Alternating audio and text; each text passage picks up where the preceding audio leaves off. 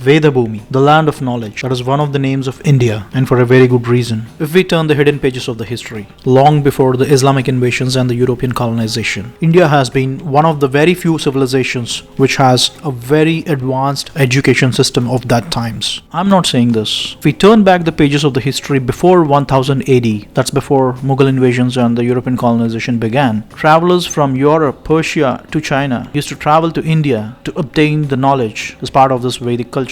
If you read the books written by Megasthenes, Al-Biruni or Hyun-Sang, you'll get to know how advanced Indian education system at that times was. The knowledge of ancient India. It is one of the most comprehensive and complex education systems in the world. In this short video, we try to compile how the ancient Indian education system looked like. The heritage of the ancient Indian education and value system as we know today has been largely preserved by the inscriptions on the temples, manuscripts, and verbally transmitted from a teacher to a student. These are the three main sources from which we have been preserving the Vedic education system till today. Now let's see what they are. For ease of understanding, we have put it this way. There are 6 broad categories of Indian scriptures which hold the entire knowledge system. They are Shruti, Smriti, Purana, Itihasam, Agamam, Siddhantam. And they cover a diverse set of fields of education like mathematics, physics, biology, philosophy, astronomy, health sciences, linguistics, and many other branches of science and technology besides the theological concepts.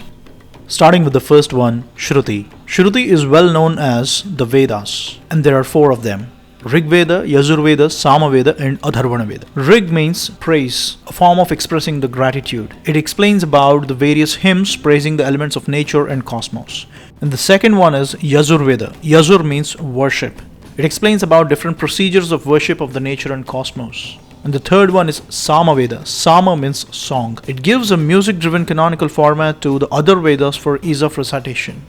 The fourth one is Atharvana Veda. Atharva means stable mind. It sets the rules for a steady state daily life activities that needs to be observed in a Vedic culture. All these 4 Vedas are not just like any other 4 ordinary books. You will not understand a word of it unless you are blessed with a guru who can explain to you what each of these mean. And they are highly interconnected with each other. Further down, if we look into any of these 4 Vedas, it has 4 fundamental blocks. Aranyaka, Brahmana, Samhita, Upanishad, supported by 6 external blocks. Siksha, Vyakarana, Chandas, Nirukta, Jyotisha, and Kalpa. We'll keep it very simple, not going into further details. The 4 internal blocks of Aranyaka, Brahmana, Samhita, and Upanishads, they describe the theosophical, philosophical, and physiological anatomy of the cosmos and the nature and the fundamentals of human existence. In simple words, it describes Brahman, which means the ultimate and the supreme power of the existence. And the 6 external blocks, Siksha, Vyakarana, Chandas, Nirukta, Jyotisha, and Kalpa, these are called as Vedangas. They complement the knowledge framework of Vedas with different and intricate specializations each. As you see here, Siksha is study of phonetics, Vyakarana is study of grammar, Chandas is study of linguistic rhythm and prosody, Nirukta is study of etymology, Jyotisha is study of astronomy, and Kalpa is study of rituals. All these 6 are called as Vedangas. And that's how the 4 Vedas are supported by the 6 Vedangas. And that is not all. Each of the 4 Vedas have 4 Upavedas as an offspring. Ayurveda, the study of life sciences, ascribing to Rig Veda. Gandharva Veda, study of music, art and dance, ascribing to Sama Veda. Dhanur Veda, study of archery and warfare, ascribing to Yajur Veda. And Ardhashastra, study of business administration and political sciences, ascribing to Atharvana Veda. Now this is the complete picture of what we call today in simple words as Vedas. And one of our prime objectives of this channel, Project Shivoham, is to bring forward this entire knowledge system in a simple format that everybody can understand. We already did a couple of documentaries on Dhanurvedam, Ayurvedam, Sanskrit, and a lot more. And you can find them on our channel. And the next one is Smriti. Smriti is authored by the sages and saints who mastered Shruti, which is the Vedas, and brought in their experiences and revelations. It is much like a thesis that the sages on different branches of studies like theology, philosophy, science, etc. It completely subserves or ascribes to Shruti, which is the final authority.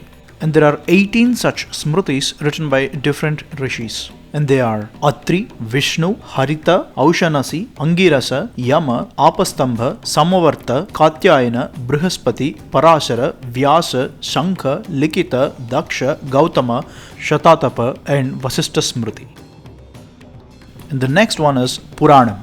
In very simple words, Puranam is nothing but a historical document. Often Puranam is mistaken as a mythology, but the fact of the matter is it's a historical document that has a 10-dimensional feature. And the 10 are, the first one is Sarga, history of creation of cosmos. Second one is Visarga, history of creation of the worlds. Third, Vrupti, history of evolution of the life. Fourth, Raksha, history of sustenance of life. Fifth, Antarani, history of the time scale and how the time used to be measured in the past. Sixth, Vamsa. Seventh, Vamsanucharita. Both explain about the history of the lineage and the history of the dynasties that ruled Bharat since times immemorial. Eighth, Samstha, history of the catastrophes, all the natural calamities that have occurred in the past. Ninth, Hetu, history of the prime causes of those catastrophes. And the last one is Apasarayaha, history of the Supreme Being or the different incarnations of God. And there are 18 such Puranas, all written by just one Rishi, Sri Vedavyasa. And the 18 are Markandeya Purana, Matsya Purana, Bhagavata, Bhavishya, Brahmanda, Brahma, Brahmavaivarta, Vishnu, Varaha, Vamana, Vayu, Agni, Narada, Padma, Linga, Garuda, Kurma and Skanda Puranas. The amount of knowledge in these Puranas is just incredible. For instance, Agni Puranam explains about different varieties of martial arts. We did a short documentary on Dhanurvedam, extracting details from Agni Puranam and Dhanurveda Samhita. You can check out on our channel. The next one in line is Itihasa. Itihasa, the word spells as Itihasa, which means this is how it happened. Of all the scriptures, Itihasas are the one which shaped up the ethos of India as we know today. And there are only two Itihasas, Sri Ramayanam and Mahabharatam. These two scriptures are of the highest order which defined, directed and drive the human values in India since thousands of years. And Bhagavad Gita, which is the epitome of all the sacred scriptures, is an integral part of the grand epic of Mahabharatam. And the next one is Agamas. Agamas are treatises on theology, epistemology and also describes the architectural principles of temple construction. Basically, they are the rule books of how a temple needs to be constructed and the rituals in the temple needs to be organized. All the magnificent grandeur of the Indian temples and the exquisite carvings that we have on the Indian temples. The source code of all that beauty is from Agamas. For instance, Shilpa Shastra, the branch of knowledge which deals with sculpting, is from Agamas. And there are 77 Shakti Agamas, 28 Shiva Agamas and 108 Vishnu Agamas. So wide and so deep. And the last one we have Siddhantam. Siddhantam means principles, a set of principles in different fields of science and technology. These are the most interesting part of the scriptures. For instance, in astronomy itself we have 18 Siddhantas which talks about different details about planetary motions, geometrical principles, trigonometry, calculus, a lot more. In this category, we have a huge set of scriptures that are in the fields of science and technology. To name a few, Sushruta Samhita by Rishi Sushruta on surgery and medicine, Aryabhattiyam by Aryabhatta on astrophysics and astronomy, Ardhashastra by Chanakya on commerce and business administration, Panchasiddhanta by Varahamihira on treatise of astronomy, Rasendra Mangalam by Nagarjuna on the science of alchemy, and the list goes on and on. And that is a very brief history about the Vedas and the other scriptures of ancient Indian education system. For ease of understanding, we tried to condense a lot, but it is so wide, deep and complex all at the same time. And the backbone for this entire education system is Samskritam. And if we don't have the competence of Samskritam, all this knowledge system is good for nothing. Let me give you one example and you will understand it. Here is a slokam from Aryabhattiya, written by Aryabhatta. Yes, the same man whom we celebrate that he invented zero. In this slokam, he gave two scenarios. The first scenario is two bodies moving in opposite directions, and the second scenario is two bodies moving in same direction. He says that time elapsed for R and B to pass through or otherwise is equal to the distance by sum of their speeds. And in the other scenario, it is distance by difference of the speeds. In simple words, he gave the equation of speed is equal to distance by time. This equation of speed is equal to distance by time is the foundation for kinematics, a branch of physics, which is the heart and soul of everything that moves in this world. This equation is the foundation in the engineering of be it a car or a space shuttle. This equation is a revolutionary discovery. But if we don't know how to read Samskritam, all this is good for nothing.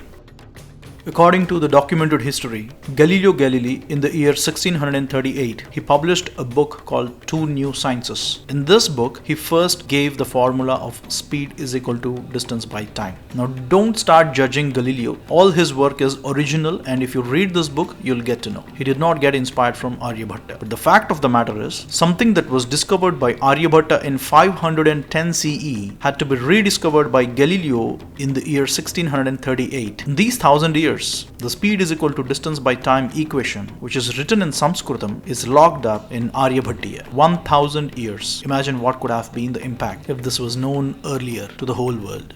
All we know about Aryabhatta is he invented zero, but he has left us a wealth of information. Well, how many such equations and other scientific concepts are hidden in the Indian scriptures, which are written in Samskritam, waiting to be decoded? Well, I'm not saying that all the great things in this world were invented or discovered by Indians, but all the great things that were done by Indians are not known to the world. And that's why we started Project Shivoham, to bring forward all these kinds of stories. And as always, thanks for watching.